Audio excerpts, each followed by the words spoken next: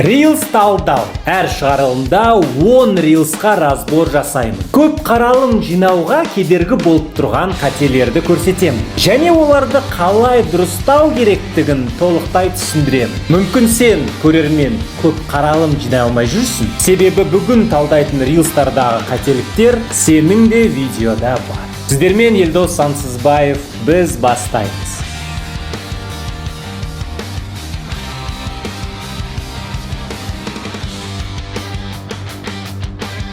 Достар, сәлем баршаңызға. Алғашқы шығарылымға қош келдіңіздер. Reels талдау. Жалпы Reels'тарыңызға разбор жасаймын. Бұл Reels'тарды сіздер маған Instagram'да жібердіңіздер. Бұл тегін разборлар. Маған Instagram'да жіберіп қойсаңыздар, осылай разбор шығатын болады. Әрбір шығарылымда 10 Reels'қа разбор. Қателіктеріңізді айта кетемін. Қалай дұрыс жасап жерсеңіздер жақсы болады. Қандай жерлері дұрыс болғанды айта кетемін. Жалпы бүкіл аккаунтқа мүмкіндік болмайды бұл жерде разбор жасау, өте ұзақ уақыт кетіп қалады. Себебі енді көп факторлар бар арасында. Ішінде сіздің стратегияңыз қандай, не мақсатпен жүріп жатырсыз деген сияқты. Мен в общем қалай көріп тұрмын, соның барлығын айтып, сіздер сол айтқан нәрселерді келесі рет бір дұрыстап жасап жерсеңіздер де, менің ойымша бір кішкентай да хоть результат та болады. Сол, жалпы бір көріп кетейік те, бастап кетейік. Сонымен маған негізі әлі де жіберіп жатырсыздар. Мен қазір сол сақтағанның арасынан ең алғашқы жіберілген 10 Reels'қа разбор жасаймын. Енді кімнің разборы бұл жерде жоқ, достар, сіздерге де өте пайдалы болады. Себебі осындайларды да көріп те сіздер бұл жерден бар ғой, білмеймін, разбор қатты өзім ұнатамын. Себебі сол адам көрген кезде осындай разборларды уже өзінде қателіктерінде көріп қалды да, келесі рет түсірген кезде Елдос осылай айтқан, сонымен былай дұрыстап жерем деген сияқты ойларда шығады сіздерде. Так что бұл да сіздерге де өте пайдалы болады. Ал бисмилля деп бастайық. Ең біріншісі бізде. Бұл толыққанды емдеуге жата ма? Өйткені әр адамның денсаулығы және генетикасы жағынан да әртүрлі болып келеді. Және ерекшелігі де әртүрлі болады. Мысалы, кішкентай кезінен біреуде асқазан әлсіздігі болуы мүмкін. Біреулерде тума, әртүрлі жағдай болуы мүмкін. Және ол болашақта ауру қалыптастыруы мүмкін, немесе қалыптастырмауы да мүмкін. Так, Есхат мырза, негізі ұзақ сөйлейміз, ұзақ бастап жатырмыз, асықпай жатырмыз. Біз YouTube-та емеспіз. Instagram, иә. Біз YouTube-та емес, біз TikTok, Instagram-ға салып жатсақ, біздің видеоларымызды адамдар өйстіп асықпай көріп отырмайды. Жоқ, о жақта отношения басқа, о жақта сразу кете береді міне. Кете береді. Сол жерде біз назар аудартпауымыз керекпіз, иә?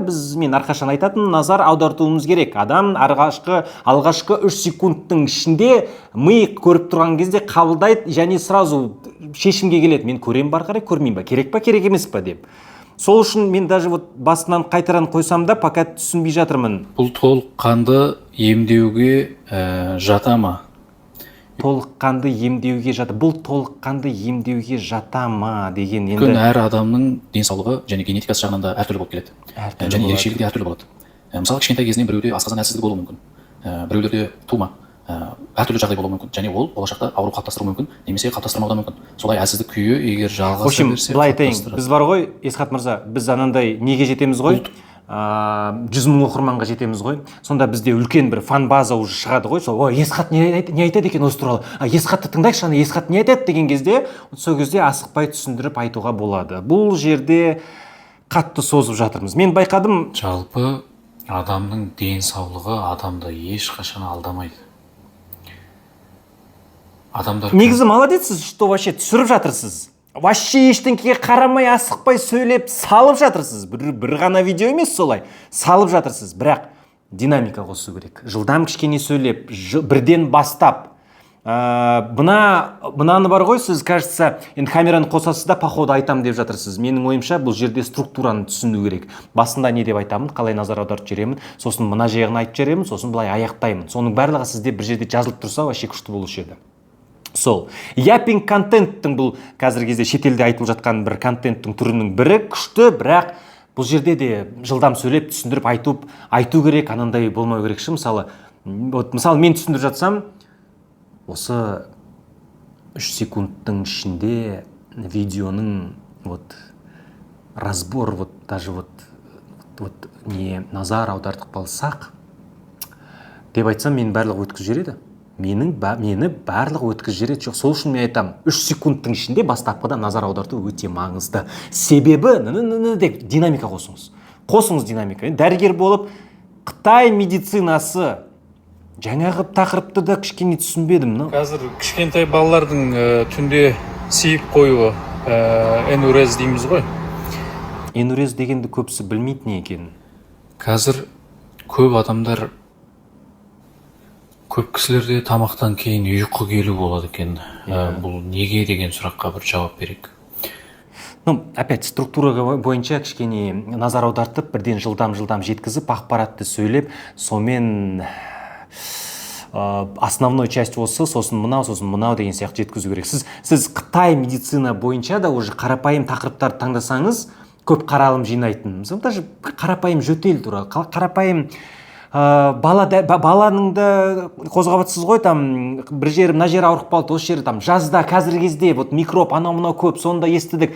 Қытай медицина жағында сізде 2008 жылдан тәжірибеңіз бар, білім страшно көп. Бұны просто кішкене дұрыс жеткізсек, мына 8.000-нің орнына 80.000-ға дейін тез жетіп ұстауға болады негізі. Бірақ қайта айтайын, молодец, керемет, что осылай түсіріп жатырсыз, тоқтамай түсіріп жеткізіп айтып жатырсыз. Бірақ бұл формат кішкене Instagram, TikTokта сәл дұрыс болмайды. Бізге жылдам сөйлеу керек, жылдам жеткізу керек, ақпаратты назар аударту керек, осыны істемеңіздер деген моменттер сөріні керек бұл жерде. Мына уже арғара YouTube-қа өткізіп жатсаңыз, енді басқа бір мақсаттармен сонда асықпай сөйлеп түсіндіріп жеткізесіз. Ито о жақта да структура болу керек. Сол, рахмет, Есхат мырза, көп рахмет. Келесі. Раз, два. Так, Азат Раимбек, тренер бокс ММА дейді. Раз, два. И носок подверни.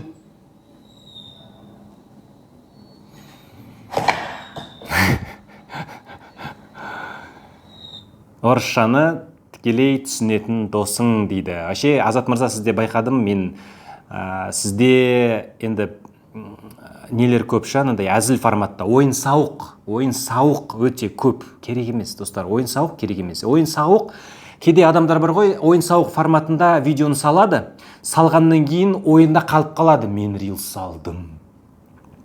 Ойын сауық, ол сіздер аптасына 5-6 жақсы рилс саласыз, сапалы, жалпы ойластырылған, сіздің стратегияңызға сай саласыз. Ал ойын сауық соның арасында бір, давай түсіре салайық, уақытымыз бар ғой, бәрін істеп тастадық қой, бәрін уже стратегияны құрып, келесі рилстарымыз уже дайын, монтаждап, давай сала салайық деген кезде сол кезде жасайсыздар. Себебі бұндай контент бізге нақты аудитория әкелмейді, нақты бізге керекті мақсатты аудиторияны әкелмейді.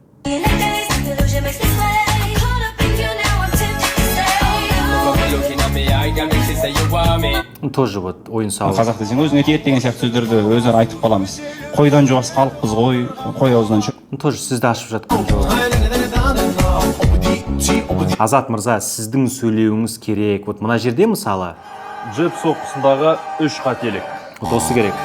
Күшті сөйлеп тұрсыз ғой, бірақ ары қарай біз сөйлемедік. Джеб соққысындағы 3 қателік.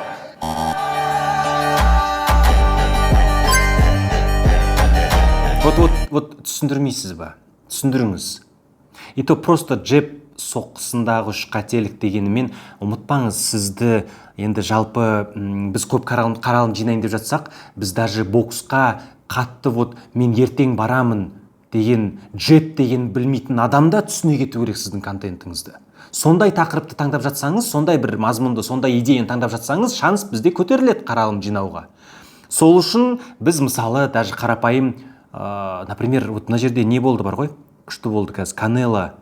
Canela's Feint дейді. Еще қазір отдельно айтам, ағылшынша жазғаныңызда бар арасында, вообще керек емес.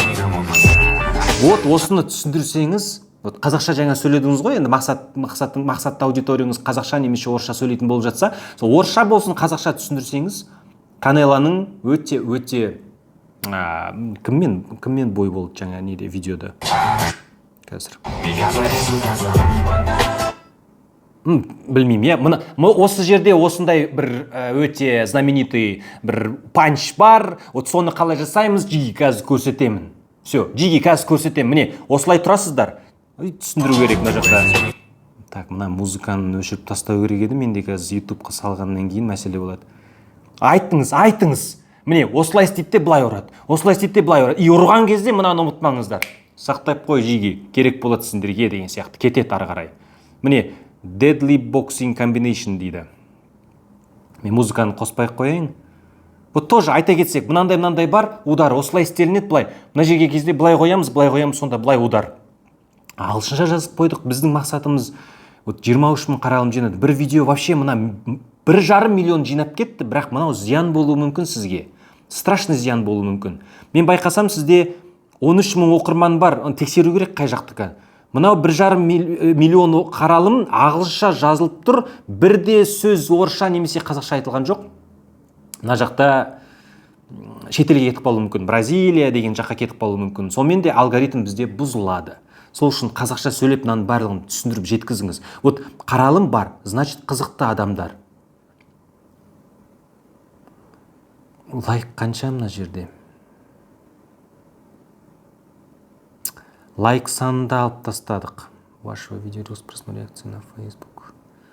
Лайктың да санын алып тастадық тексеру үшін. В общем, түсіндіріңіз, жеткізіңіз, сөйлеңіз, көп сөйлеу керек та. Сіз тренер ретінде вообще тоже сондай сала бір қатты қиын емес. Қаралым жинап, просмотр жинап, оқырман жинап тастау өте оңай. Бірақ стратегияда құрылу керек мына жерде бар ғой. Әр түрлі нәрселер салып жатырмыз. Мақсат қандай?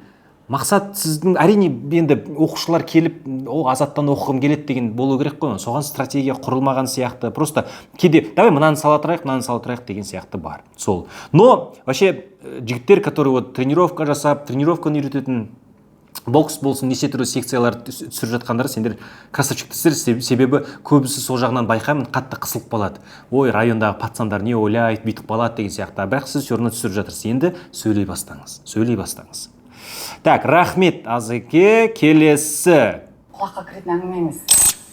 Қытайдан келген гинекологтардың гарантиясы. 2 күн ішінде, Қытайдан келген гинеколог, небәрі 2 күн ішінде, мынандай қиын диагноздардың өзін емдеп шығу деген құлаққа кіретін әңгіме емес. Киста яичника, эндометриоз, аденомиоз, нарушение менструального цикла. Вот тоже жаңа, вот все равно тоже динамика жетіспейді бар ғой, тура бірінші видеодағы сияқты асықпай сөйлеп, ойланып жатырмыз да. Поликистоз яичника. Әлі де түсінбедім не туралы болып жатқанын. Құлаққа кіретін әңгіме емес. Құлаққа кіретін әңгіме еместі біз алдық. Негізі бұндай техника вот монтажда бар ғой. Сізге біреу жасап берді ме, өзіңіз жасадыңыз ба? Монтажда бұндай техника істелінеді, егер біздің видеомызда нақты сол мына момент қатты назар аударту керек деген болып тұрса, сонда жасалыну керек те. А просто так құлақта қалай дедік? Құлақ қазір.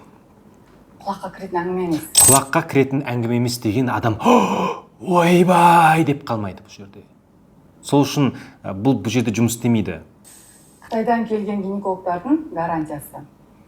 Қытайдан келген гинекологтардың гарантиясы. Мен жалпы мына видеоны толық көрсетіп жатсам, бұл жерде біздің Эльвира ханым кішкене не туралы айтып жатыр да, что Қытайдың гинекологтары келетте и осы 2 күнде емдеп жереміз, нет жереміз деп, олай болмайды деп Эльвира ханым жеткізіп жатыр, что 2 күн ішінде ондай болмайды. Мынандай дәрі былай сразу нет кетпейді деп, біз Қытайдың гинекологтар келіп жатқандарына біз критика жасап жатырмыз да бұл жерде. Менің ойымша бұндай қатты қажет емес. Но и то, окей, жасайын десеңіз, онда әдемілеп назар аударту керек. Онда басында айту керек. Осы Қытайдан гинекологтар келіп жатыр, емдеп жатыр дейді. Дым! Одан пайда болмайды деп сразу айту керек онда. Бұл теманы ашып жатсақ. Сонда күштілеп назар аудартылады. Ол теманы ашып жатсақ. Бірақ менің ойымша ондай темалар ашпау керек. Сіз гинеколог, акушер ретінде, неше түрлі сізде сыртқы контенттер бар. Вот мынау, күшті қаралым жинапты. Мыналарды ашпаймын. Мынау тоже бар ғой. приколдар, прикол видеоларға жатып алмаңыздаршы, пожалуйста. Мыналар қаралым жинады, давай тағы да прикол түсірейік, прикол сізді ашпайды. Тіркелетін адамдар басқа вообще себеппен тіркеледі. Сізді мықты сарапшы ретінде бұл жерде ашылмаймыз, сол үшін мына просто впустую өтіп жатқан контенттің түрі бірі. Болады салуға, бірақ оның да орны бар. Ойын сауық ретінде бірдеме салып жатсақ, ол бар ғой, мысалы мен разбор түсіріп жатсам, мен разбордың ішінде ойын сауық ретінде приколдарымды қосамын, бірақ осылай істеу лучше не стоит. Міне, мынау жақсы. Мынаны көрейікші міне. Гинеколог ретінде мен гендерпатияға қарсымын. Себебі біздің практикамызда 2-3 жағдай болған. Біріншісі өте есте қалған жағдай. Жүрек ақауы бар әйел, өте серьезный ауру бар жүрегінде, оған көтеруге вообще болды. Вот күшті ары қарай кетті, тоже ашпай қояйық, бірақ қызықтырып жердіңіз, кәдімгідей гендерпатия туралы еще и акушер-гинеколог бұл жерде қарсы шығып отыр. Уже бастапқыда назар аудартатын нәрсе болып тұр. Сонымен де біз даже бұл жерде асықпай түсіндіріп жеткізсек те, назар аудартылды, сонымен адам естігісі еді. Гендерпатия деген әрбір адам біледі гендерпатияды. Сол үшін бізді тыңдайды. Бұл тема өте күшті таңдалған. Молодец! Күшті таңдалған тема. Бірақ бұндай темалар өте аз. Сондай темаларды ашып көру керек. Вообще гинеколог, акушер ретінде көп сізде темалар әртүрлі. Месячный туралы да қанша айтып тастауға болады. Қандай форматтармен көп түсіндіріп жеткізуге болады. Оның ар жағында енді білмеймін, бұндай теманы аша аламыз ба, аша алмаймыз ба, бірақ гинекология болғанымен жыныстық қатынас жағынан да ашуға болады. О жақта да өте темалар көп. Совсем енді пошта жаққа әрине кетпейміз. Оның орнымен медицина жағынан да жеткізіп айтуға болады. Но опять-таки медицина жағынан да жеткізуде бір кішкене медиктердің байқайтын, врачтардың байқайтын қатты неге кетіп қалады, анандай слишком серьезный болып кетіп қалады. Сол жағынан да кішкене серьезностьті сәл артына ала тұрып та, әй қызым тыңдай ғой, осылай істесек, былай істесек дұрыс болады деген жағына кетсек, өте жақсы болады, Эльвира ханым. Сол. Рахмет, көп рахмет жібергеніңіз үшін. Так, келесі. Ерте қаңбақ шал деген кішкентай қария өмір сүріпті. Жел тұрса болды, өзі де қаңбақтай ұшып кете жаздайды екен. Бір күні қаңбақ шалдың алдынан В общем, до конца көрмей қояйық. Мына жерде осы жасанды интеллект бойынша Айша ханым экспертіміз мынандай видеолар жасайды екен. Бұл видеоны көргенімен опять біздің мақсатымыз қандай? Мен жасанды интеллект бойынша эксперті болып жатсам, бұды оқып кетсек, нөлмен келген әр жанды табысқа шығардым дейді. Жалпы шығаратын шығарсыз солай да. Но контентті көріп отырсақ, дәл сондай видеолар бізде көп мынандай неше түрлі. Мен өше тұрайын, музыкасын. Мынау кетті. Тоже. Осындай. Қараңыздаршы, мен мысал ретінде сразу көрсетейін, көрермен. Қараңыздаршы, мынандай видеомыз бар ғой. Қазір страшно көп қаралым жинап кетсе, бір семья, ата туралы, сол бір какой-то, мысалы, қандай аудиторияға ұнап кетті, ол әртүрлі аудитория болып кетуі мүмкін. Совсем әртүрлі. Жасанды интеллектті даже оқимын, ойлап тұрған да жоқ ол. Просто даже 50-40 жастағы бір келіншек отыр, оған просто бұл видео ұнап қалды, ол вообще басқа нәрсені ұнатады, сонымен сондайлар қатты тіркеліп кетсе бізге, ол дұрыс емес. Біздің нөлден бастап дегеніміз, біздің контентіміз не туралы болу керек? Жасанды интеллектке табыс таба аласын. Осындай қазір кезде керек оқу, сонды оятатындай контенттер болу керекші. Немесе хотя бы туториалдарда болса ғой. Осылай істеуге сесеңіз, осындай болады деген сияқты. Жаңа қарапайым, мынандай фотоңыз жасағыңыз келсе, былай істеп көріңіз, осылай бұл, мына жаққа кіресіз, былай басасыз, міне, сақтап қойыңыз. Мынау менің парақшам, мен жасанды интеллект бойынша үйретемін деген сияқты жоқ та. Поэтому мынандай енді өтіп кетсе өтті, бірақ мынау да 1,5 миллион жинап кетсе де біз қуанып отырмаймыз оған қуанбаймыз. Сол үшін Айша ханым өзіңіз де шығыпты, мына жақта вообще стратегияны өзгерту керек. Мен байқаймын жасанды интеллект бойынша енді көбісі контент жасаған кезде контент стратегия құрмайды и өзінің мақсатына сай контент жасамайды. Просто осындай заттарды сала береді. Бұндай заттар біздің мақсатымызға жеткізбейді. Солай Айша ханым, көп рахмет сізге жібергеніңіз үшін. Так, келесі. Так, мына жерде тоже прикол. Факт. Независимо от того, как Ученые доказали интересный факт. Независимо от того, как усердно ты работаешь, твой начальник придет тогда, когда ты сидишь в телефоне. Ой, бля. Ученые доказали... тоже, прикол. приколды жеріп жатсыздар. Мен всегда ойын сауық ретінде айта кетемін. Ну, окей, жақсы, өтті, өтпеді. Бір контент жасадым дегенге де бұл жетпейді.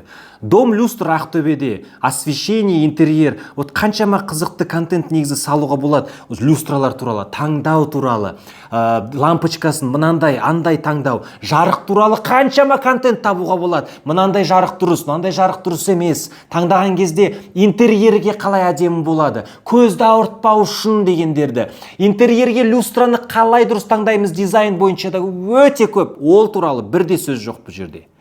Барлығы Ақтөбе жители жарили на мужчину, который не двигаясь стоял посреди. Ну, тоже вот. Работа как трейлер в битве экстрасенсов дейді. Тоже вот приколдар, я. Үздік сатушы өзінің демалыс күнінде там келе жатып тоже приколдармен тоже ашпайды біздің люстрамыз неге таңдау керек, неге біз осы люстрал қанша болды сатып жүргенімізге біз түсінеміз, біз білеміз. Дизайнерские люстра, елки-палки. Люстралардың дизайнында біліп отырмын, дизайнерский болғанымен қандай қай жерде дизайнмен вот тоже жоқ соның барлығы. Просто вот шолу бар ма, қарапайым шолу да жоқ. Ну, тоже приколдар. Выйдите на улицу. Молодец деп айтайын десем, ну, күшті түсіріп жатырсыз, иә, бірақ опять-таки шолу жасап жүрсек, иә, түсіндіріп, мынандай люстрада неге таңдау керек, таңдамау керек деген заттарды. Муж, не надо занимать электрика. Вот сол вообще жетіспей жатыр сондайлар шы. Жоқ, бәрі приколдар. Сол. В общем, ашылу керек, жеткізу керек бұл жерде көп жақсы контентте идеялар бар негізі бұл жерде көп. Но сол жағынан жұмыс істесек, сонда клиенттер келеді, сонда подписчиктер жиналады, сонда бізге жазатын болады. Мынандай қанша тұрады, андай қанша тұрады, мынандай жіберіңізші прайс, доставка бар ма, жоқ деген кетеді сол жерде. Сол. Так, көп рахмет сіздерге жібергеніңіз үшін. Келесі. Бисмиллахир-рахманир-рахим. Жалпы мешітке келіп, емеке құмар ойынға кіріп кетіп едім. Барлығынан айырылдым, көмектесіңіз, осы кеселден қалай құтыламын деп келетін адамдар көбейді. Арасында әйел адамдар да кездеседі. Осындай нәпсінің жетегінде бірден басында айта кетейін, таңдалған тақырып жалпы осы лудомания туралы әрине көп қаралым жинауға сай бұл контенттің идеясы бастапқыда, әрине. Тағатқа тірелгендерге пайғамбарымыздан 4 кеңес. Ең біріншісі, садақа беру арқылы күнәнің уын қайтарып алу керек. Құмар ойынға тәуелді адамның миы мен жүрегі сол күнәнің уымен уланып қалады. Пайғамбарымыз осы бір уды денеден шығарудың ең төте жолын үйретеді. Хадисте айтады, кімде-кім өз достарына кел құмар ойнайық деп айтатын болса, дереу кафарат ретінде садақа. Қазір достар, давайте бір кеңесті тыңдап шығайық, окей? Просто сол кеңес бізде 4 кеңес болып тұр, еще бір почти 2 минуттай бұл видео бар ғой, 2 минуттан даже асып жатыр. Сол кеңесті қалай қысқартып жіберсек туралы айтамын да. Ғалымдарымыз осы бір жерде құмар ойыны адамның бойына арам жолмен тез ақша тапсам екен деген сараңдық пен нәпсі құмарлық тегеді дейді. Ал садақа болса, адамның өз малынан өз еркімен бас тартуы, нәпсіні сындыру екен. Ойынға құныққан адам ойынды ойлаған бойда немесе соған жақындаған кезде дереу қалтасынан ақша шығарып, мұқтаж жанға садақа ет беру қажет. Сонда садақаның ұры құмарлық қараңғылығын жояп, әрі шайтанның жолын кеседі екен. Екінші, вот бар ғой, жаңағы бүкіл айтқан нәрсені 10-15 секундқа дейінді қысқартып тастауға болады.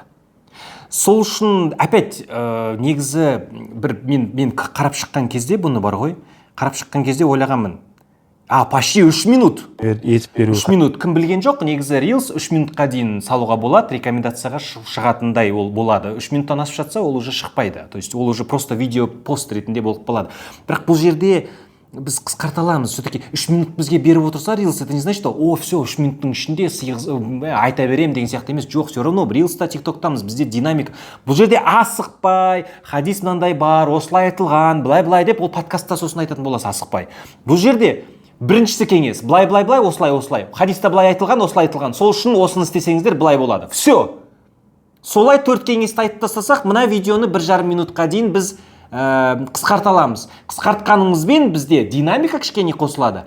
Қысқартқаныңызбен еще бізде шанс көтеріледі қаралым көбірек жинау.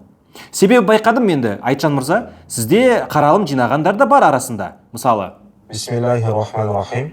Егер сіздің де өсіп келе жатқан оқызыңыз болса, осы видеоны міндетті түрде соңына дейін көріңіз. Қазір біз баламызды ең қымбат үйірмелерге беріп, үздік мектептерде оқытып. Вот бірден енді білмеймін, мына нәрсені алып тастауға бола ма болмай ма, басында бисмиллахи рахмани рахим айтатынымызды алып тастауға болады ма, что бірден айта кету үшін мына жерден бастап уже міне қазір үйірмелерге беріп үздік мектеп соңына дейін көріңіз. Қазір біз баламыз ең қымбат үйірмелерге осы жерден бастап кетсек, біз еще одан арман 80 мыңның орнына 200 мың жинаушы еді. 200 мың жинаушы еді. Бірақ өзіңіз шешесіз оны. Айтуға бола ма, айтуға болмай ма? Мен примерно себебін түсініп отырмын, бірақ менің де о жағынан білім қатты көп емес, но өзіңіз оны шешесіз, окей? Просто бұл жерде соны алып тастасақ, бірден адам басталып кетсе, мынау хотя балаңызға қиянат жасамаңыз деген, бұл жерде де кішкене өзім балаңызға қымбат ойыншық алмаңыз деген сияқты имам айтып отырса, уже тоже күшті назар аударып тұрады бұл жерде. Но сосын кішкене бар ғой, вот опять Нұрлан имам, білмеймін, ұнатасыз ба, ұнатпайсыз ба, мен контент-мейкер, контент-креатор ретінде айтсам, Нұрлан имам контент-креатор ретінде өте мықты. Ол деген қандай тақырыптарды таңдайды, бірден тақырыптарды таңдау и жеткізу. Осы екі нәрсе оған қатты көмектеседі, осындай деңгейге жету, осындай өте танымал бүкіл Қазақстанға имам болып кетуге. Сомен ол тақырыпты таңдаған кезде, ол көпшілікке қызықты, бірден көбісінің мәселесі миында жүретін нәрселерді айтады. Және де жеткізу жағынан кейде әзілде қосып жібереді, және жеткізген кезде кез келген қарапайым адамда түсіне кететіндей. Даже исламға жақын емес адамда түсіне кететіндей, оғанда қызық болатындай ол жеткізеді. Сол үшін біз кішкене Айтжан мырза, мүмкіндік бар болып жатса, сәл ғана анандайды қосу керек. Сіз әрине өмірде сөйлескен кезде, мен байқаймын, имамдар осы уағыз айтып жатқан кезде деп тоже кейде имам болады, анандай күштілеп бір эмоцияға келеді. Осылай істесеңіздер былай болады. Сол үшін достар, мына жерде былай істемеңіздер дегендер болады. Вот солар контент жасаған кезде солай да жеткізсеңіздер вообще күшті болушы еді.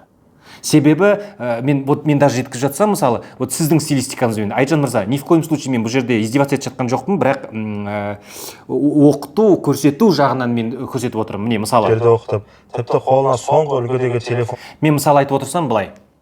3 секундтық рилстың басында сіздер міндетті түрде назар аудартуыңыз керек. Себебі бастапқы 3 секунд өте маңызды. Ол жерде адам шешеді деп отырсам, немесе былай түсіндірсем, я? Бастапқыда 3 секундтың ішінде назарды аудартпасаң, бітті. Өткіз жереді сенің видеоңды десем, я? Қандай айырмашылығы бар?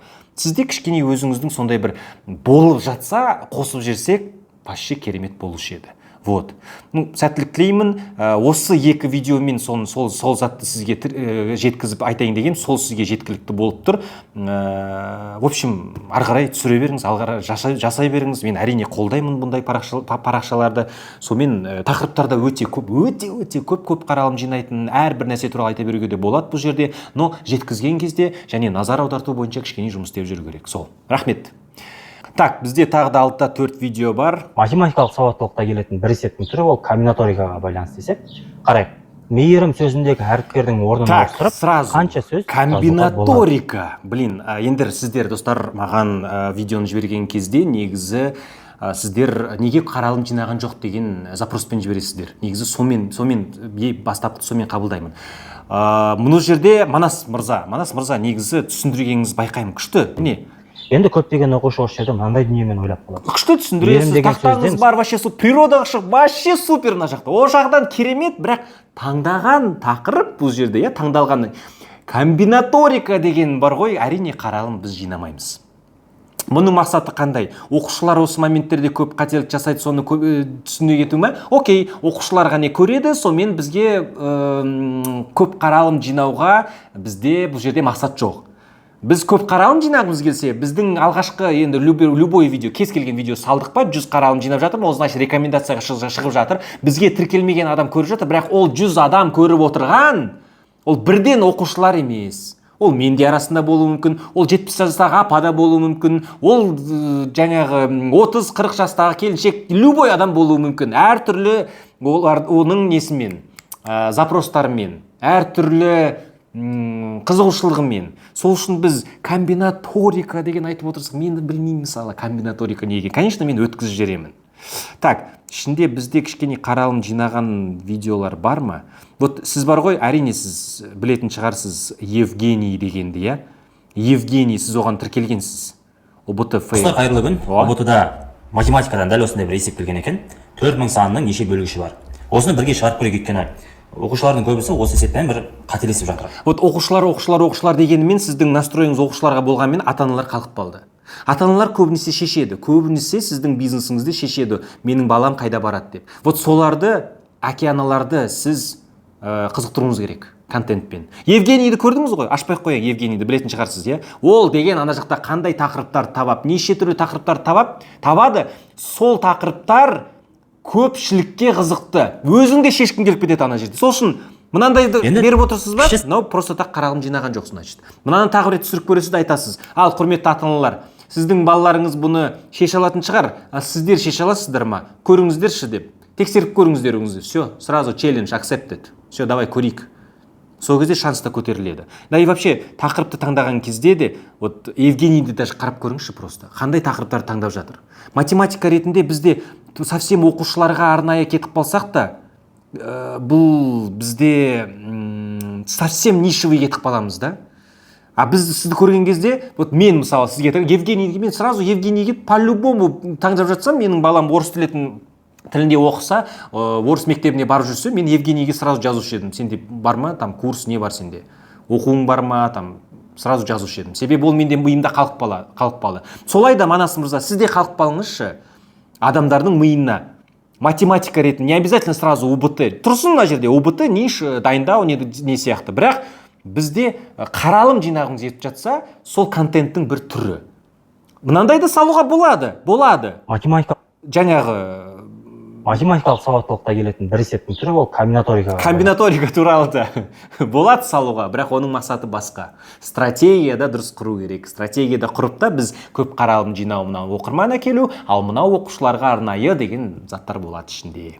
Сол, рахмет, көп рахмет. Келесі. Так, сразу музыканы өшіре салайын.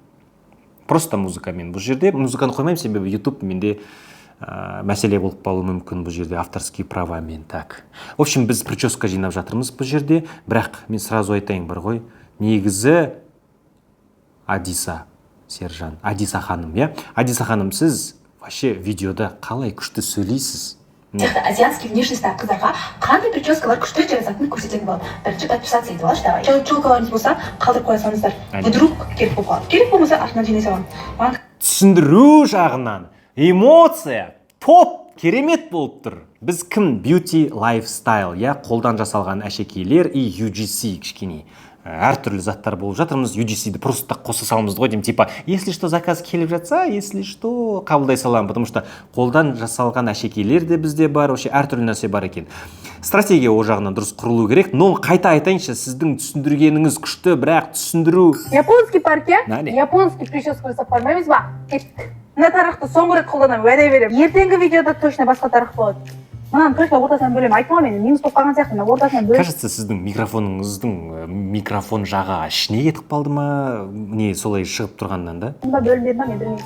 Короче, менің техникамның бәрі ортасынан бөлінеді. Короче, біз мына шаштыға түбеге түйуіміз керек. Тоже структураны дұрыстау керекші. Бастапқыда сразу назар аудартық, сосын мынаны жеткіземіз, аны жеткіземіз. Мынаған разбор қатты жасамаймын, себебі лучше сөйлеп түсіндіріңіз. Анау қазір ұшып кетсе, тағы да миллион қаралым жинап кетсе, зиян болады тоже. Себебі бірде сөз жоқ, ол жақта орысша да, қазақша да жоқ, сонымен шетелге кетіп қалып, бізге керексіз аудитория жиналып қалуы мүмкін. А вообще UGC деп айтып отырсақ, адам сіздің контентіңіз көрген кезде, ол да анандай оянып кету керекші. Адиса, қайдан алдың? Жазшы, пожалуйста. Деген оятатындай болу керек. Вот тоже стратегия кішкене жоқ, но опять жаңа айтқандай, түсіндіру, жеткізу жағынан суперсіз. 8 мартқа қандай сылып көрген дұрыс? Так. 345, екеуміз кешкі ас ішпедік па? Тоже приколдар туралы мен сіздерге уже айта кеттім. В общем, жақсы, но опять жаңағы назар аударту и бір структура болу керек, сізде бір түсіндіріп жеткізетін кездеші. Японский парке, японский прическа. Паркке, Японияда тұрып жатырсыз ба, или что за японский парк? Ну, японский паркке прическа жасаймыз деген орнына лучше... Вот тоже вот идея не қосып жатсам сізге, вот Джейнидің прическасын қалай жасаймыз? Иә? соны алыңыз, ана Blackpink'тағы корейстердің, японка немесе там танымал адамдардың прическаларын жасап көріп слайс деп көрейік деген сияқты. Мына жерде тоже қазір мен сияқты азиатский внешностьтағы қыздарға қандай прическалар күшті өте жасайтынын көрсететін болады. Бірінші подписаться етіп алшы, давай. Челкаларыңыз болса, вот опять қандай прическалар? Вот сразу бірінші мынандай прическа, осылай істейміз, былай істейміз. Екінші мынандай прическа, осылай істейміз, былай істейміз. Тоже вот структура деген сол жағынан кішкене жұмыс істей беру керек. А так күшті, потенциал үлкен бар. Так, екі видеомыз қалды. Қайырлы күн, қалайсыздар? Бүгін сіздерге мына өзіме алған затқа пакетажа жасайтын боламыз. Сіздерге қазір толығымен көрсететін боламын. Өзіме косметика заказ бердім. Алдындағы видеомда 2 минуттық макияж деген видеомда айтып едім ғой, мен өзім негізінен жақсы былай көп боянып отырмаймын. Негізі боянатын заттарыма ұнамайды. Так, вообще Ұлжан дейді, Ұлжан ханым, негізі осындай контент жасаған кезде мен Қайрат Нұртас емеспін, сіз Ерке Есмахан емессіз, чтобы вот танымал ретінде бірден ойбай не екен боксында деген сияқты болатындай. Сол үшін жеткізу жағынан вообще басқаша болу керек. Распаковка жасап жатсақ, біздің распаковкамыздың бізді білмейді адамдар, сол үшін бізді көріп осы не алды екен деген сияқты шанс бізде өте төмен. Распаковканы біз басқа жағынан жеткізуіміз керек. Какой-то бір бастапқыда бізде мәселе болды, мен мынандай заттарды заказ жасадым, қазір сізге көрсете кетемін, мына заттар оказывается былай деп қызықтыру керек. Сол жағынан, сондай призмамен жеткізу керек те. То есть бұл жерде жеткізу призма, біз Ұлжан ханым бұйырса 100 000 оқырман жинап алдыңыз, я? Вот Ұлжан не дейді екен, анан айтады екен, не дейді екен деген кезде, сол кезде уже осылай асықпай, мен мынандай алып қойдым, нетіп қойдым, қазір көрсетемін деп жеткізуге болады. Бұл жерде призма басқа болу керек, жеткізу жағынан распаковканы. Так. Приколдар. Тоже сондай. Маған керек емес, мен кәдесеймін деген қыздарға айтып отыр. Тоже вот, налар оңай контент, вот контент жасадым деген сияқты бізге болмайды қабылдауға. Тоже прикол. Қайырлы күн, қалайсыздар? Бүгін сіздермен құрбыммен кездесу үшін дайындалатын боламыз. Вот тоже құрбыммен кездесу үшін дайындалатын боламыз деген, опять Баян Алагузова емеспіз ғой, біз Есентай Алагузова сол. Біз емеспіз ғой, что бұл деген, как интересно, Баян қалай жиналады екен? Жоқ, біз опять тоже жиналған кезде мынандай бір какой-то подружкалармен кездесуге жиналатын кезде қандай мәселелер болады, соны жерде бұл жерде шешкенімізді солай да бір жеткізу. Короче, UGC креатор ретінде сізге үйрену керек. Вообще контентті сізді көрген кезде қайдан алды, не істеді, ол жерде не, сату бойынша дұрыс жеткізу жағынан көбірек жұмыс істеу керек. Өте көп жұмыс істеу керек бұл жерде. Просто так UGC креатор ретінде, неге мен солай айтам, көп жұмыс істеу керек, себебі бізге анандай адам көріп қалған кезде біз осы нәрсені сатып алуға оятатындай контент жасап жатсақ, сонда бізге көбісі келеді. Сонда бізде 300-ақ подписчикпен де біз любой магазиндер бізді алатын болады. Вот. Сол жағынан жұмыс істеу керек. Рахмет. Көп рахмет. И достар, соңғы біздің видеомыз. Бұл Reels наурыздан өте алмай жүрген жандарға арналады. Егер сіз наурыз бағдарламасынан конкурстан өтпей қалсаңыз, немесе табыс растай алмаған болсаңыз, онда бұл Reels сізге арналады, ақпарат сіз үшін. Сабира ханым, сөйлегеніңіз өте күшті, динамично, эмоция бар, осылай әдемілеп те сөйлеп нетіп жатырсыз, но наурыз бағдарламасына дайындық басталды. И басында біз, знаете, не едік, біз үлкен бір енді қателік деп айтсам да болады, не? Тыңдайықшы. Бұл Reels наурыздан өте алмай жүрген жандарға арналады. Бұл Reels наурыздан бағдарламасынан өте алмай қалғандарға арналған. Сендер келіңдер, қалғандар сау болыңыздар. Түсініп отырмыз ғой, иә? Наурыз бағдарламасында кім мына жер? Алдымызда миллион адам тұр, иә? Так, жоқ, миллион демекші, 1000 адам тұр дейікші. 1000 адам тұр. Наурыз бағдарламасы, достар, қараңыздаршы, қарап тұр бізге. Наурыз бағдарламасына кім өтіп кеткен жоқ, тек соларға арналған десек, ол 1000 адамның ішінде қандай шанс бар, что наурыз бағдарламасын вообще біледі, одан вообще өтіп көрмеген, а именно еще өтіп көрмеген. Біз қалғандарым, кетіңдер.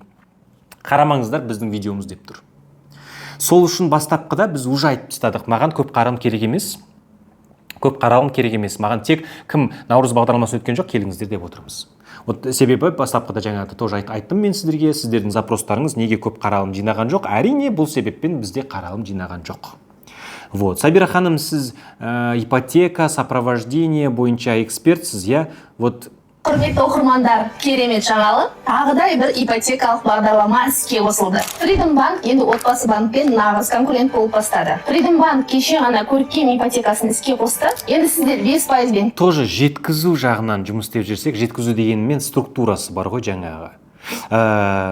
Ипотеканы ойлап жүрсеңіздер, достар, негізі вообще кішкене человечность керек болып тұр. Мына жерде бар ғой, как будто бірден жарнама басталып кеткен сияқты бар ғой, сондай сезім болып тұр.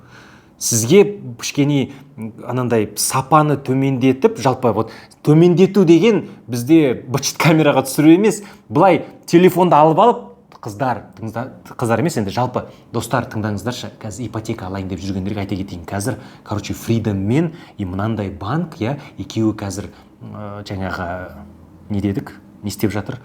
Конкуренция болып жатыр, сол үшін оларда күшті бізге пайдалы керемет, короче, бағдарлама шығып қалды. Давай көріп кетейік, қазір айта кетемін. Вот солай кішкене қосып жүрсек те жақсы болушы еді.